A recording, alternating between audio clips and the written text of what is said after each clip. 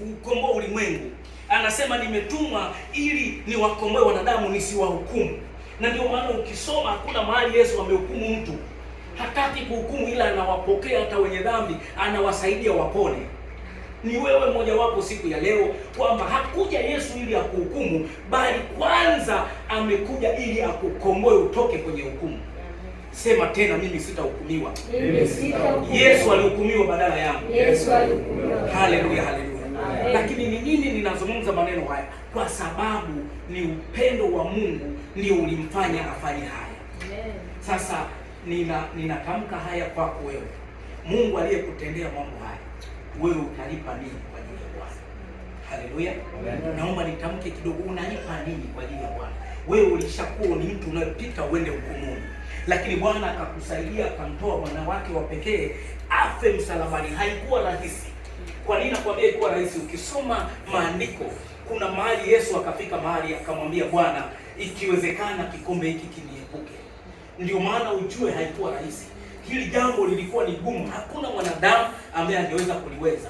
Hayupo malaika ambaye angeweza kuliweza. Ila alikuwepo mmoja tu mbinguni, ni Yesu Kristo, aliyekubali kupita kwenye hili pito gumu ili kumsaidia mtu asipite hukumu.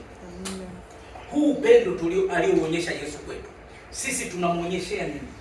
Bwana asifiwe. Haleluya, haleluya. Unafikiri nini kwa huu upendo wa Yesu alioonyesha kwako ili usipite hukumuni, ukombolewe? Yaani wewe ni kuamini tu, ukiliamini tu jina la Yesu tayari umeshaokolewa. Unamlipa nini? Mimi nafikiri jambo kubwa la kumlipa ni kuliamini jina la Yesu. Pige makofi Yesu. Kuliamini jina la Yesu. Kwamba ukiliamini jina la Yesu, maana yake umemwamini Mungu, kama maandiko yalivyosema, tendo la wewe kumwamini Yesu Kristo, umeshapita wewe hukumini. Wewe tayari umekuwa na uzima wa milele. Haleluya. Sasa tangu alipokuja Yesu duniani wanatembea watu wa aina mbili. Kabla ya kuja Yesu duniani watu walikuwa wanatembea wa aina moja, wote wanaenda hukumuni. Lakini leo hii baada ya Yesu Kristo kuja, kuna watu hawatahukumiwa.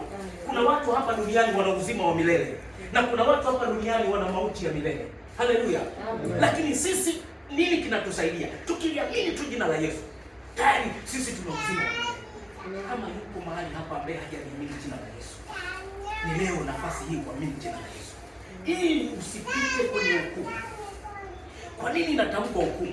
Hukumu ni hukumu ya jehanamu ya moto, kwamba utahukumiwa kwa sababu hukuliamini jina la Yesu Kristo, na maandiko yameandika hivyo. Haleluya. Lakini pia nataka nikukumbushe kwamba unamrudishia nini huyu Mungu aliyekubali kumuona mwana wake wa pekee anakufa msalabani, tena analia, amevuliwa nguo, yuko uchi, hakutenda dhambi, mtu aliyetenda mema, lakini akaangikwa msalabani kwa mateso mazito. Yeye Mungu alikuwa na uwezo wa kumnusuru asitendewe vile, lakini Mungu alikaa kimya. Wewe unayesikia leo na uliyesoma maandiko ya kwamba Yesu aliangikwa msalabani, hebu fikiri unamtendea nini huyu aliyekupa uzima wa milele? Hebu sema, niko tayari kuliamini jina la Yesu. Jina la Yesu ni nini? Jina la Yesu ni nini? Tunaliaminije jina la Yesu? Hatuwezi kutamka kwa maneno. Tutaliamini jina la Yesu kwa kuyaamini maneno ya Mungu mkuu. Haleluya. Naomba tusome maandiko, kitabu cha Wakorintho wa kwanza 13, tuanze mstari wa kwanza. Hapa kuna vipengele vichache tunapaswa sasa kuamini kwetu jina la Yesu, tutembee kwenye maneno haya. Karibu tusome. Mstari wa kwanza. Nitasoma kwa jina la Yesu. Kitabu ni Wakorintho wa kwanza sura ya 13 mstari wa kwanza inaandika, nijaposema kwa lugha za wanadamu na za malaika, kama sina upendo, nimekuwa shaba iliyao na upatu uvumao. Tena nijapokuwa na unabii na kujua siri zote na maarifa, nijapokuwa na imani timilifu kiasi cha kuhamisha milima, kama sina upendo si